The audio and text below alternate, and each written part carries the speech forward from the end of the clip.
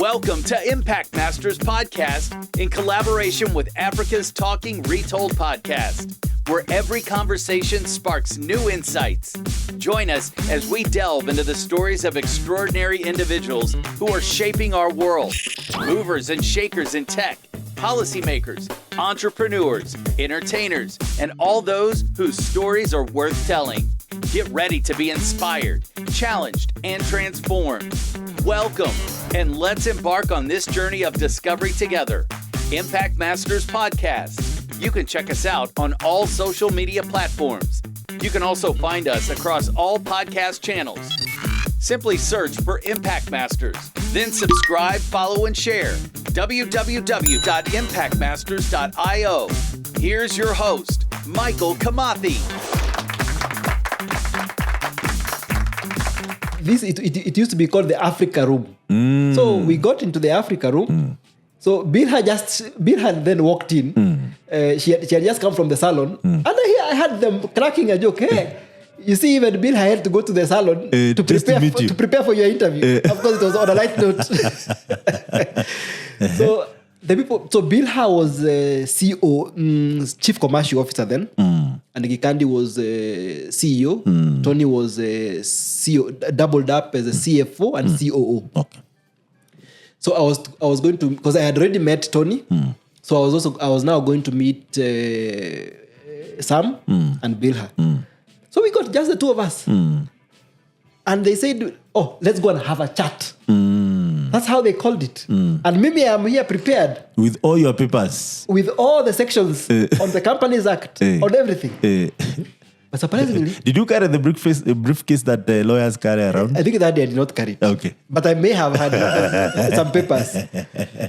But let me tell you, have you seen humility personified? Bilha and Sam, in that interview room, I could tell that I knew that these were highly accomplished people. Ivy League, people who have worked for big organizations, people who have now started a company like this that has grown this far. And you could tell they respect you, even as you engage with them.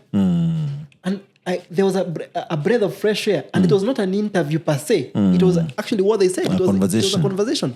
So they needed to know who I am, what I have been doing, have I known about Africa is Talking,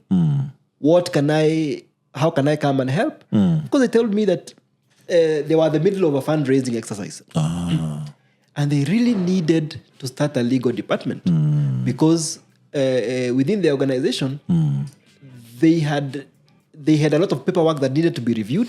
Yeah, they had partner agreements, contracts. Now the investors had come. There was a lot of documentation that needed to be reviewed. Yes, and everybody actually in the office was a lawyer. I remember talking to Wiza and Grace Nje here. And it looks like they were, quote unquote, the resident lawyers because they are the ones who used to review a lot of... And write all those agreements on the fly. Yeah. And so the real need these people had was, are you able to show up? Are you able to come and join us? And, Because here working is not 8 to 5. Yes. Is when you are at the right structure of mind. That's when you do the work. At the right frame of mind. And and there's something that was very profound that Sam said, and he kept saying it after, that the desire is for people who work at Africa is Talking to be decent human beings. All right? To treat each other with dignity and respect. The same way you would want to be treated somewhere else. Absolutely. And I loved the philosophy. I had... That's what sold you out. Yeah, I loved it. The fact that you could, I could see it was an open space. People are in the office, it's an open space. In fact, if you walked randomly into AT and you were told, okay, pick who is the CEO. In fact, that day, someone would have picked me because I was overdressed. You looked more decent than anyone else in that office. I looked the part. So you'd say I was the boss. So, but if you randomly, even today, if you run, unless you know the team, if you're put in Africa is Talking today and you're told, okay, tell pick me who is who. Pick who is in leadership and who is the boss. Yes. You never. You can't. Because genuinely you cannot. Because there was that aspect of, being treated equally and treated with respect. You are playing the same football table. There was no special cup for the CEO. There was no special spoon for the CEO. Everybody, you pick one, and there was no, the CEO is going to eat first. No? It was open. And there's a word that Riccardi kept saying, we are scrappy, we are bootstrapping. We just want to, we are trying this and that. Yes. So that was how I came. But now I had second thoughts. I like the place. But might these guys afford the salary? They look broke. Now, these guys, I don't know, I'm not sure. When I look at the bank, the bank is very stable. I know I have. The money is flowing. Money is flowing always. There are structures. There are bonuses. I had never been ahead of legal. In fact, in my team, I was the junior most at Stanbic. Yes. Because despite having been given promotions, I was still the junior most in my team. Because remember, there was a top boss who was a company secretary. And then there was the legal manager who reported into the company secretary. And then there was a legal officer who reported into the legal manager. And so as a legal assistant, I quote unquote reported into not the legal officer, the legal manager, but through the legal officer. So I was basically the junior most. I was the junior most. And even in the legal department as well, I was the junior most. I was just a legal assistant. So before I became a legal officer. So I looked at this was going to be a very big mountain. These guys are telling me to come and start a legal department. Yes. How do people start legal departments? Did you consult your guys there, or how did they go? I had never started a legal department. So I spoke to my head of legal. Yes. Eliud Ogutu. And also talked to Otonglo. You remember I mentioned Otonglo quite a bit. I think I may have spoken to Kanyarati, I can't remember. But I remember Eliud really breaking it down. How do you start a legal department?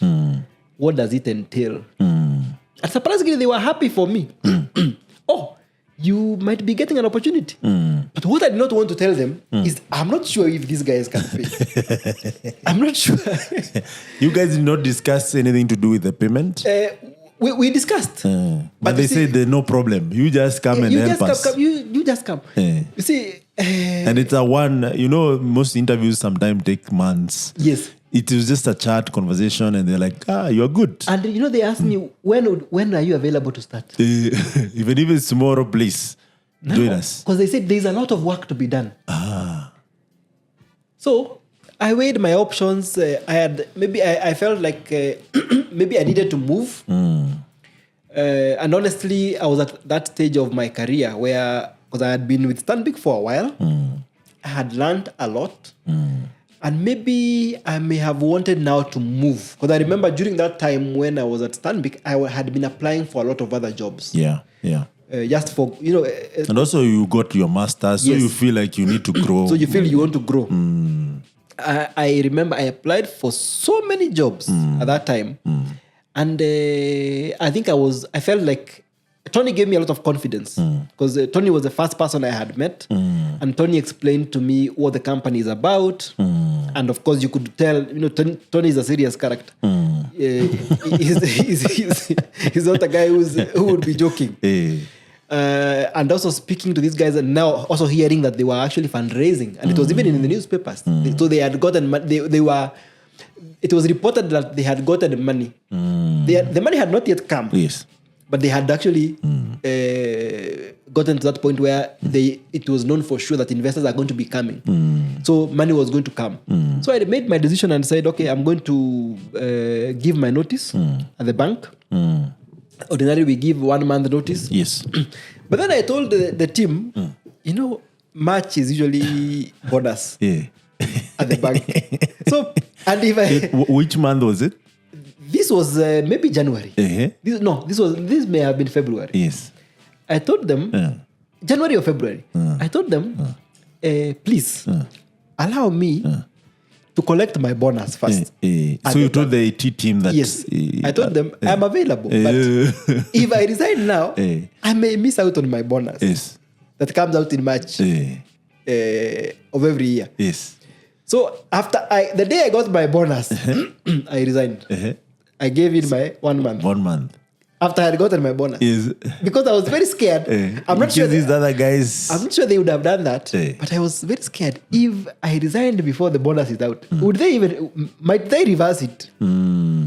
So I waited for bonus. Bonus came, I resigned. But ordinarily, even if you resign, do you still get the bonus or you don't? No, I will not speak to that because or to be honest, I may not know. Because for you took the safest route. But even you as an employer, if someone tells you they are leaving, you never call someone for money, bro. Are you going to, and you had promised to give them 20 million? Yes. Do you think you're going to give them that bonus? Of course not. You might just play a bit of PR and give them something small. So I decided to keep quiet. And I had done my time, but then I gave my notice, of course. I always feel it's very important, and this advice also to young people and everybody. Whenever you go to an organization, don't just up and leave. You have to ensure that you honor your contract. Because usually, even under the law, you at least need to give your employer some time. At least 1 month notice. Yes. And, it's important. And employers should also understand that people also need to grow. So people don't just stay in the same job. Don't expect people who, if you are a boss, don't expect people who work under you are always going to be under you until Christ comes. It is important to allow them to grow, support them to grow. That's why I was very happy when I told someone like Elido Gutu or someone like Anyarati and Otonglo that I was going to move. And they encouraged me and they were happy for me. Oh, that is very good. I would be... is there anything you would like us to do? How can we support? How can we support? In fact, a lot of times even Otonglo used to write for me recommendation letters. And that was the spirit. So I felt... and the reason why I'm able even to mention those people today is because they supported me and they did not block my path. And I would do the same. Today, if people who work with me, if someone gets a better job, a better place, you always need to... And they're open about it. Yeah, you're open about it. It's always good to allow people to grow. Yes. So that's how I joined Africa is Talking. Wow, interesting. I have been waiting to get here because there's a lot of meat to be dissected at Africa is Talking. And one of those things that at that point, Africa's Talking was growing rapidly, if I may say so. Yeah. At this point, they were in how many countries? They were in, I think 5. There was in Kenya, Uganda, Tanzania, Nigeria, Malawi. Yes. And because they say there's a lot of work to be done, of course. A lot of work. The day I joined... Why was that important to be legally abiding?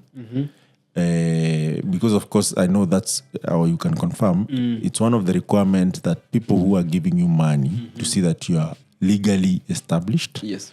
What you say checks up. Yes. Because you see when you go to raise money you just present some slides. Yes. And people are happy with what they see and they see the projections and they do their due diligence, but they want to confirm legally. But how did that process look like and why is it important? It's very, very important to ensure that you are compliant because you don't operate in utopia. You operate within legal structures. And if I may specifically talk about Africa is Talking, Africa is Talking is a content service provider. Yes.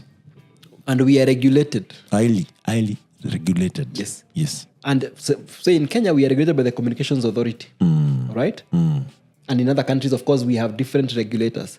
So we work within the space of a regulatory framework. So we don't just rock up and say we are selling SMSs. We have specific regulatory requirements by the Communication Authority, right? So that is number one. Yes. Number two, we were just receiving funding. Yes. And when you're receiving funding, there's something you mentioned called due diligence. Due diligence is rigorous. And that due diligence, in fact, started in 2017. When... Before you joined it? Before I joined.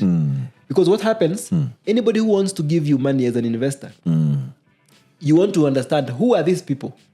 Are they, first of all, are they registered? Or is it a briefcase company that someone is just coming to say we need money? So it's very important, first of all, to show that you are a registered entity. You're not a one-man show. It's not a one-man shop. So you're registered. Who are the shareholders of this company? All right? Yes.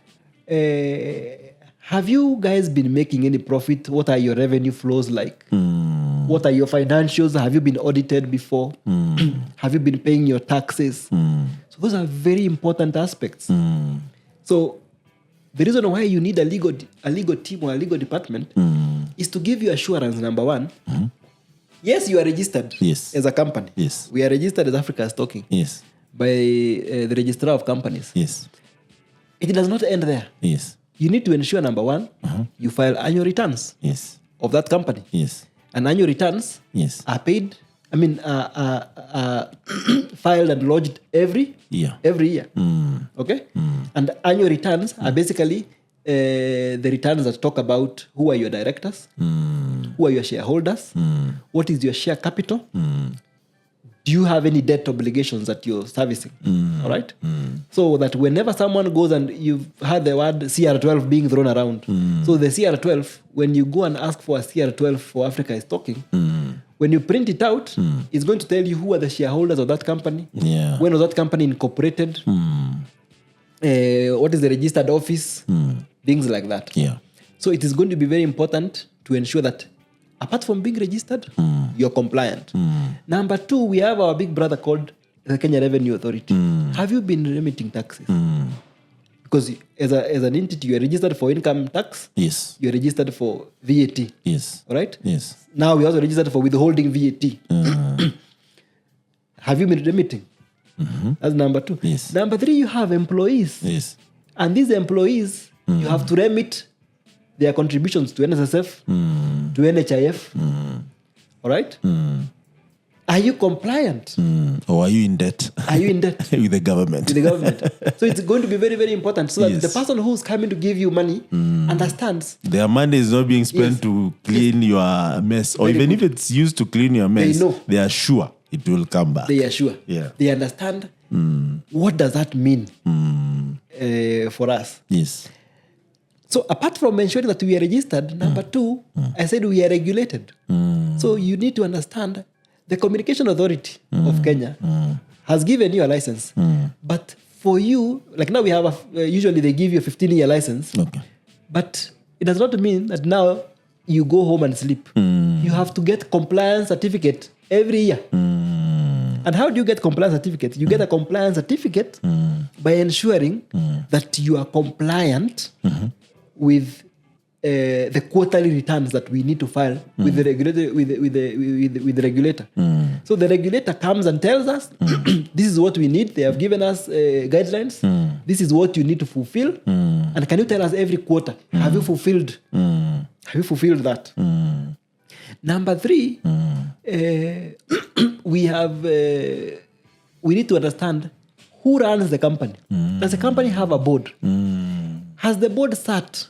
Can we see the resolutions the board has passed? Do you have a budget? Has the board been approving the budget? Has the board been looking at the financials? How is the board constituted? Is it balanced? Is it balanced? Or is it your relatives? Yes. Is it all your relatives who you have brought? So, is there a problem with that though? I just say that without thinking. Well, yes and no. You need, if you are bringing relatives who are qualified. Number one, you need to declare what is called a conflict of interest. So some decisions might be made. In a governance standpoint, if you're my brother and I've brought you into my board, I need to make full disclosure to the board and the shareholders. Okay. And that brother does not just need to be brought on the front door. You have to just be in agreement. It has to also be a competitive process. Okay. I see. So you got appointed on merit, not because by blood, not because so and so and so. You know. Yes. And that's why I digress a bit. There's something I have liked about and allow me to just mention the name. The president, one of the president's daughter, works at Foreign Affairs. Yes. And I've followed up. I'm forgetting the name. I think it's the one in Belgium. Could be June. She works for the Ministry of Foreign Affairs, and I remember there's one time that I think she joined the Defense College as a group from the different government agencies. Yeah. Went for, I think, a 1-year course. There's something I've admired. I don't know her personally. But I think there is a deliberate effort of actually becoming highly qualified. Yes. In that line of diplomacy, in that line of foreign affairs. From her. Right? So the day that June Ruto becomes an ambassador, may not become an ambassador because the father is a president.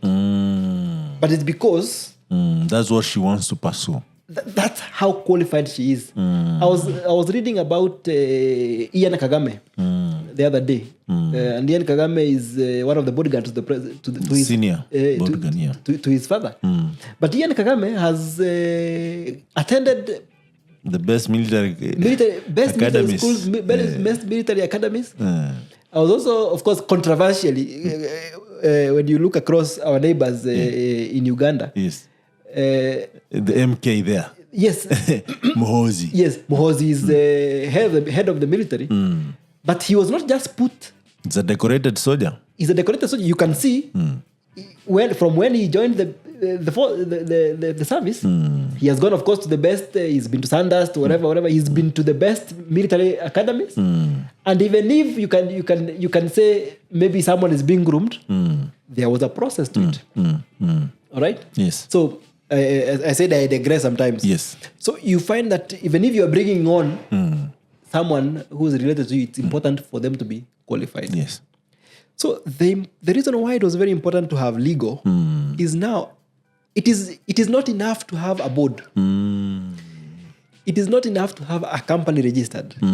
There are things that how is that company run? So there are things that are called internal frameworks, internal policy frameworks. So when you talk about the board of directors, who is on the board? How are they appointed? What decisions do they make? And how do they make? And do they have minutes that you can refer to? Can you show that, we were having this, this is what was deliberated by the board. This was the decision that was made by the board. Yes. Because a board does not just meet in Karumaindo Bar and they say we are going to do ABCD. A board meets in board meetings. Yes. Okay? Yes. And the secretary takes minutes. So that 10 years from today, when they ask, can you bring me the resolution that said ABCD? And I saw that with my boss at Stanbic. Lillian Bindio was spick and span in terms of record keeping. We had a safe where you could go and get minute books from 1960s. If you needed... It is well guarded. Yes. If you needed a decision that was made by the board... In 1974, you went and checked. Which was handed over to I assume. Yes, of course. Now, of course, that's what happens. Because now, the role of the company is to keep company records. Right? Yes. So you are able, even today, if you come to me today and ask me, hey, can you show me the board minutes of the board that met in 2018? I'll bring them out and say, this is what was decided. So every decision that is made needs to be recorded. Yes. But my point was, when you are starting a legal department, yes, or when you're in a company, you need someone or a department to help you streamline processes. Because you remember there's what is called risk. Yes. There's going to be a lot of risk. You have legal risk, you have regulatory risk, operational risk, financial risk. Yes. So you have to ensure that you understand how do we manage risk, all right, within the company. Yes. How do we ensure we have processes in this company, all right? And processes begin at the top. So there's something that is called a board mandate or a board charter. This is the document that now outlines who is the board, what is the role of the board, how is the board constituted, how is the board, how does it make its decisions, what is the power of the board, all right? Yes.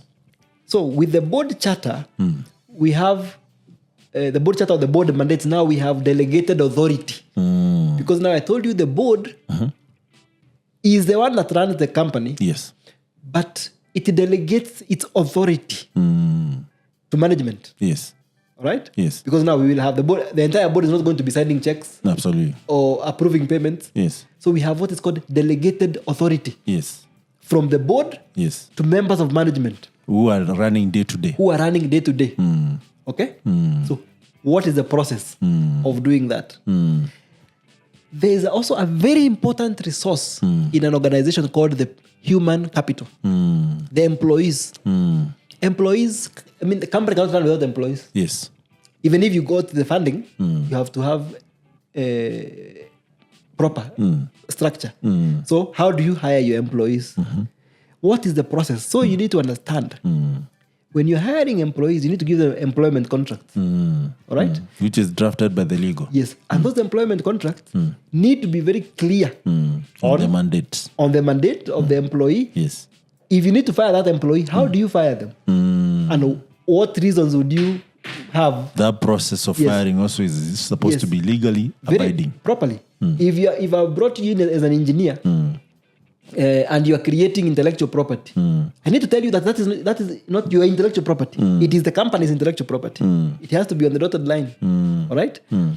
You have to understand if we have a dispute, how are we going to go through it? The resolution, That is why we also have the employment contract is read together with an employment handbook. And an employment handbook is the Bible for the employee to understand. There are different policies in this company. We have a sexual harassment policy. We have a sick leave policy. You know, all those policies are outlined in what is called a student handbook. So the company handbook. Yes, it's called the employee handbook. Okay. So the employment contract needs to make reference to the employee handbook. Yes. Because they're in tandem, they work together. Yes. So you go checking. All right? Yes. But then there are also processes now under human capital. What do you do? How do you conduct disciplinary hearings? Things like that. Yes. All right? Yes. So all those things needed to be to be properly outlined. Yes.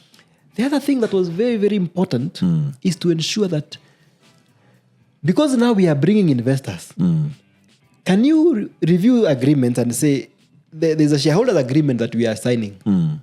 Is it good to go? Or is it not good to go? The other thing is, ordinarily as a company, when you're doing business, you have contracts with the suppliers, with the partners, with users. It is very important to ensure that it is legally sound.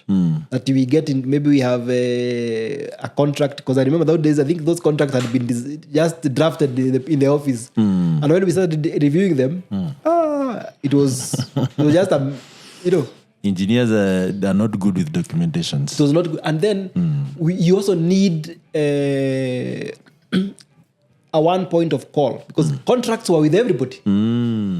Everybody had a contract. This contract was signed. It is not in a central place. Okay. But then when you have a team dedicated, it is very easy to know we have signed a contract with Safaricom. It is in this folder, or this is where we can retrieve it from. We have a contract with this supplier. So if Njoroge has one and Omondi has another and Kibet has another, then all of them are scattered. So those are among the main reasons why a legal department was required. Yes. Now, Kevin, so at this point you're in 5 countries, and I know these countries actually have different constitution, different legal framework, and so on and so forth. And I know at this point, one of the key metrics of raising funds is to scale. It always comes up, always. So of course there was a scaling factor of it. And here you're dealing with different legal, frameworks. Yeah. Was that a big challenge for you to really, now given you're used to Kenyan law, to be able now to figure out, okay, how do we do this now in Malawi, in South Africa, in all these countries that we're in? Asante.